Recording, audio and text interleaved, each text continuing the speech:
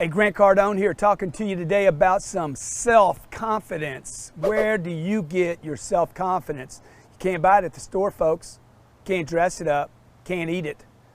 You can't buy it. You can't even manufacture it yourself. You have to go build self-confidence.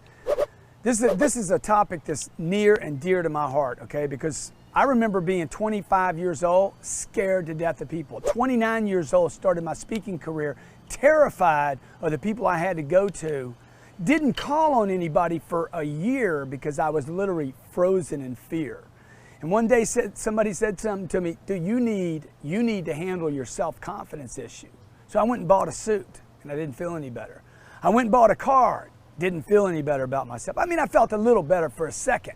Look, self-confidence is the only outfit you can't buy. This is an inside job. You got to study, you got to learn, you got to practice, and you have to do the hard things. Self-confidence comes from repeating experiences that are difficult. Same place courage comes from.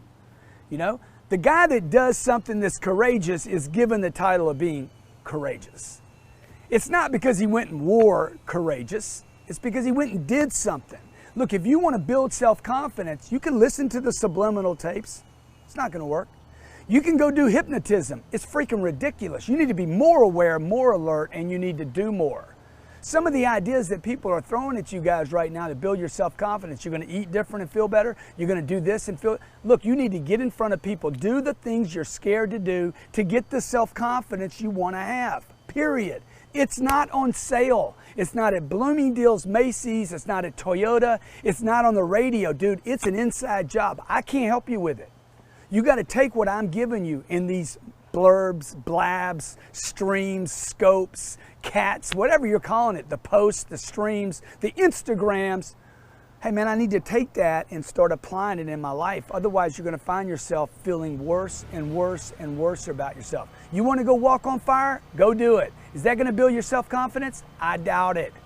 Okay, I doubt it, man. Go spend $8 grand on a weekend. That will not improve your self-confidence. The only thing I know for sure that will change your sense of self is the actions you take getting in front of other people.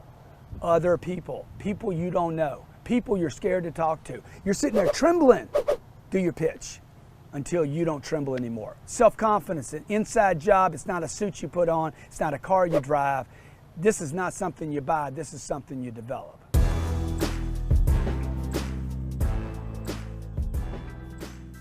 Okay, like with the Syrian refugees, I mean, it's coming, like they're dividing them up to go, like each country's accepting a certain amount of refugees. Like Canada is going to accept like 10,000, and America, I think they said like 15,000 or so, and other different countries in the area are going to accept them and try to give them, I guess, hospitality stuff like homes. I have a question. This is legitimate. Canada is going to accept 10,000. And we're going to accept 15,000. Yeah, I'm pretty sure. Canada has like abundance of land with snow in it, laying in there.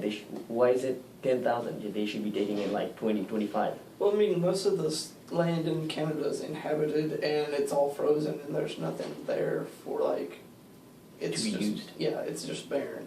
I mean, and most of the cities they're close to, like New York and stuff, is only real like stuff they could actually give the most. Yeah, on the coastlines, like the east side of Canada, where we have all the Montreal and Toronto and all that stuff. This is on the east coast. Now on the west coast is Vancouver. What other cities are there? Like we have Calgary, very close to Montana. That's pretty. But other than that, there's like. It's kind of just like small communities, I'd guess. I mean, I've never been to Canada, but I'd assume there's just small communities and small towns, but they don't have a lot of profit, a lot of income that could support. The main hub of income is on the west side, on the east coast. Yeah. Yeah, this is where the immigration is, and man, that's a clean city. Yeah. Like that, like New York is not clean. I didn't think New York was clean. Dallas is very clean. Yeah.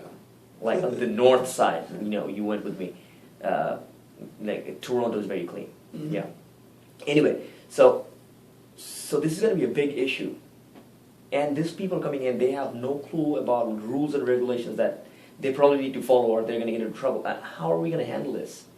Well, I don't know if I really can't say at this point, because I mean it's just going to be so up in the air with the upcoming election and stuff. Kind of, I mean, everyone's going to have their opinions, but I mean, it would seem like up to the local government groups that are being involved with this should notify like the groups of the refugees that if they're going to put them in like in an individual community and stuff and keep them close knit, then they'll have to notify them and stuff of what if they know laws and stuff, and they'll have to pay taxes if they're going to get work, which I'd assume if it's a long-term thing, then yeah. Of course it's a long-term thing. I mean, they're going to come all the way from the other side of the ocean. Mm-hmm. They're not going to go back, of course not. No, because they can't afford it. I mean, that's like if they could afford it, then... It's a sensitive issue, and all those people are going to be suffering. Mm-hmm. Anyway, so corporate law, how intensive is it? It is really intensive. Like, I mean, with the amount of corporations and stuff out there, there's quite a bit, but I mean, there's a lot of lawyers out there that are like really high ranked and really like experienced. So, I mean, if you want to go into corporate law, or if I want to go to corporate law, I need to have experience and also go to a good school that can give me a good, I guess, a foundation or a leg in to some corporations and stuff I could start working for. So, when you have your degree with your corporate law, you have to be appointed by a corporation. Well, is that what it is, or? I just have to be hired by them, and then... or you can also provide services for, like, individually, for other corporations. Yeah, I could provide services for other corporations and for, like, small businesses and stuff that need it. But with the corporate side, it's... you'll have to start at the bottom, usually. Of course. With working probably underneath another lawyer. Yeah. Yeah, everything starts like that. And then work your way up, and then eventually, hopefully, you'll get that position. But in the meantime, you're going to be working your butt off just to, keep that job and hopefully progress through the status. I know you're going to be a hotshot lawyer because of the network that you have. Mm-hmm. But tell me about your, despite of being a lawyer, who is Tony? Well, I'm a small town person. I mean, I come from not a rich family and not a poor family, but I mean, we have struggled, and I do get government funds to go to college, and sometimes it does get hard to pay for stuff and just to make a living throughout, the semester, but I mean, I'm doing this whole college thing for my parents, and to be able to give back to them for what they've given me, because I wouldn't be able to be here if it wasn't for them. I mean, I'd probably be, I don't know, probably working at Walmart or somewhere. If I didn't get adopted by my grandparents and stuff. Get adopted by your grandparents? Mm-hmm. Where's your mom?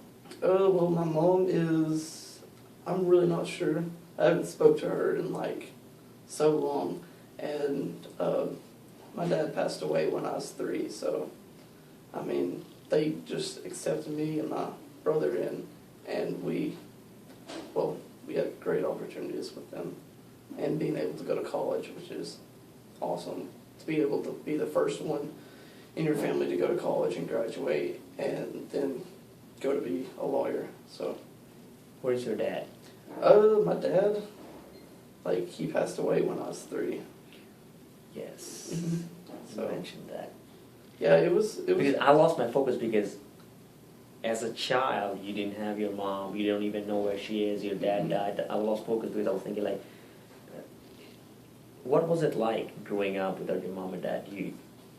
Yeah, it was pretty tough. I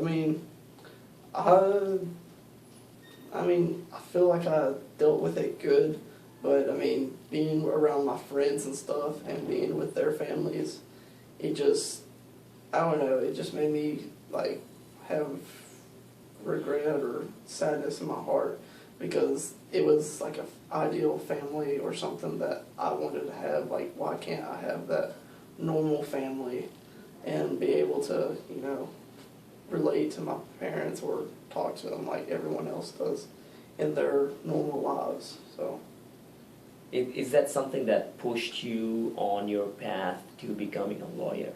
yeah, it did. It pushed me to make me want to be not like my parents. I want to grow up and actually be there for my kids and my family, and be able to give them more than what I've had. So, to be able to not go down the path that they went and be able to be there for my family and kids is what I really want to do, which the law will, going to be a lawyer, which will really, help me to achieve my goals in that way.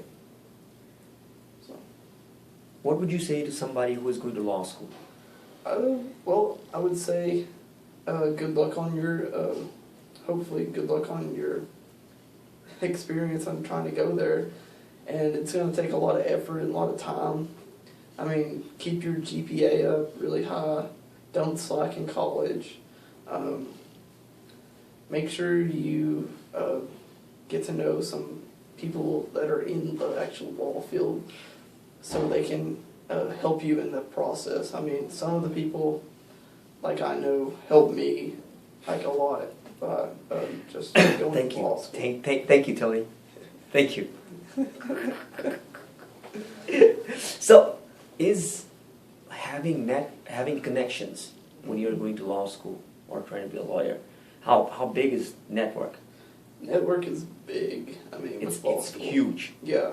If you don't have a good network, once you graduate law school or something, it'll be really hard for you to get a job in the field that you want unless you're just going to go to an individual practice, which, is what most lawyers do now because, there's so many lawyers out there.